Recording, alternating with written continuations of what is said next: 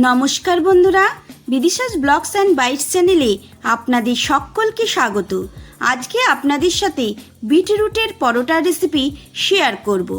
বিটে প্রচুর পরিমাণে আয়রন আর ফাইবার থাকে, তাই এটা একটা হেলদি রেসিপি।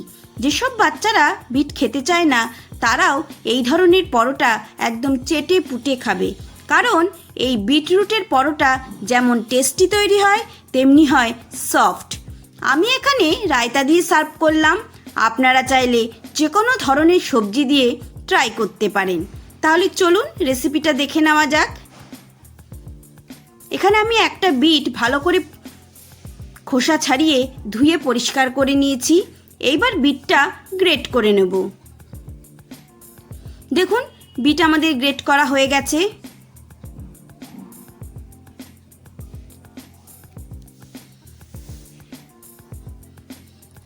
এইবার একটা কড়াই বসিয়ে দিয়েছি। কড়াইতে দিয়ে দিলাম 1 চামচ মতো সাদা তেল, দিলাম 1/2 চামচ আদা বাটা আর একটা কাঁচা লঙ্কা। আদা আর কাঁচা লঙ্কা একটু নাড়াচাড়া করে নিয়ে গ্রেট করে রাখা বিটটা অ্যাড করে দেবো। যদি আপনারা বাচ্চাদের জন্য বানিয়ে থাকেন তাহলে লঙ্কাটা স্কিপ করতে পারেন।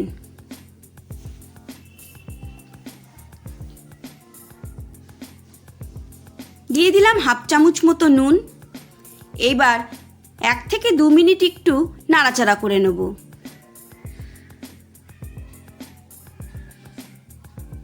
এইবার খুব সামান্য জল দিয়ে আমি ঢাকা দিয়ে 2 মিনিটের মতো রেখে দেব, যাতে বিটটা নরম হয়ে যায়।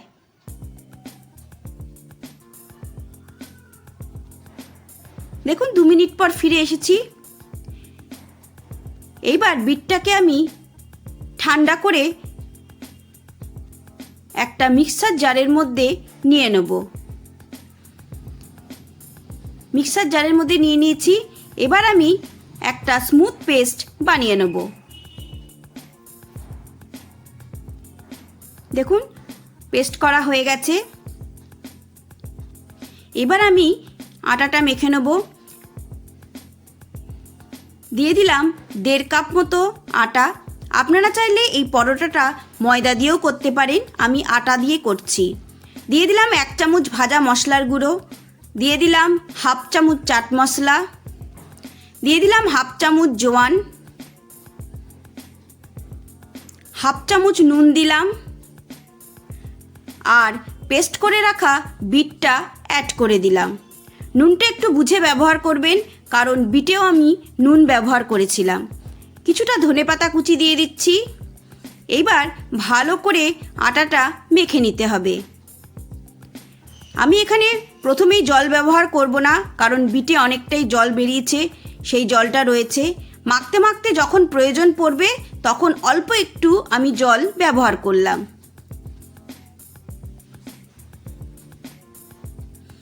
দেখুন, আমাদের ডো তৈরি হয়ে গেছে। এইবার অল্প একটু তেল ওপর থেকে মাখিয়ে নেব।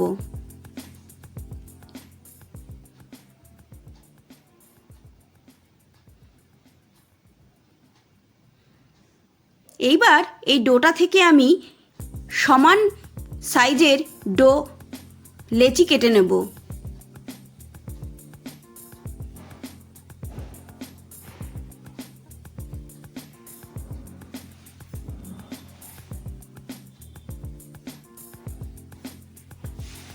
এখানে আমি 4টে সমান সাইজের লেচি কেটে নিয়েছি।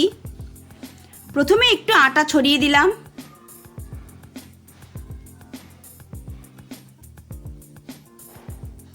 এইবার একটা করে লেচি নিয়ে আমি হালকা হাতে বেলে নেব।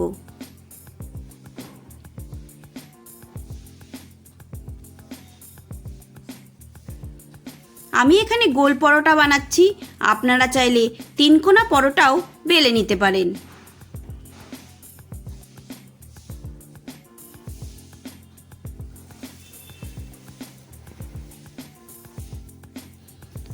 দেখুন, একটা পরোটা আমাদের বেলা হয়ে গেছে। আমি তাওয়া গরম করতে বসিয়ে দিয়েছি। এবার পরোটাটা আমি তাওয়ার মধ্যে দিয়ে দিলাম। এইভাবে প্রথমে দু পিঠ ভালো করে আমি সেঁকে নেব। গ্যাসের ফ্লেমটা একদমই লো টু মিডিয়ামে রাখবেন। এইভাবে চেপে চেপে প্রথমে আমি সেঁকে নিলাম। এইবার ওপর থেকে আমি ঘি মাখিয়ে দিচ্ছি। আপনারা চাইলে এখানে সাদা তেল ব্যবহার করতে পারেন, তবে আমি এখানে ঘি ব্যবহার করছি। ঘি খুবই হেলদি আর টেস্টটাও খুব ভালো আসে ঘি ব্যবহার করলে। এই পিঠেও আমি একটুখানি ঘি মাখিয়ে দিচ্ছি।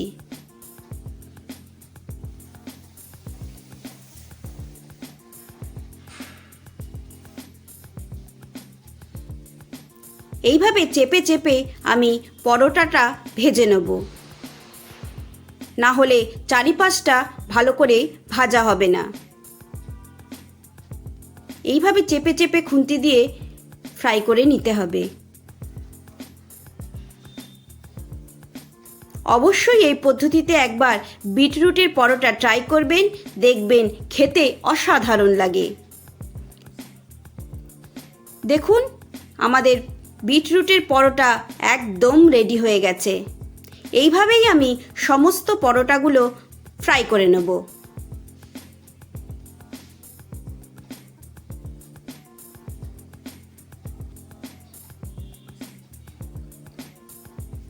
তাহলে বন্ধুরা, রেসিপিটা আপনাদের কেমন লাগলো অবশ্যই আমাকে কমেন্ট করে জানাবেন। ভালো লেগে থাকলে একটা লাইক করবেন, বন্ধু ফ্যামিলি মেম্বারদের সাথে শেয়ার করবেন। আবারও আপনাদের সাথে দেখা হবে নতুন রান্নার কোনো রেসিপি নিয়ে। সবাই ভালো থাকবেন, সুস্থ থাকবেন।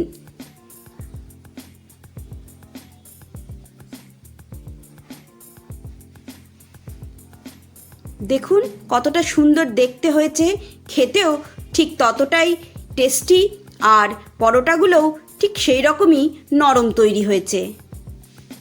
দেখুন,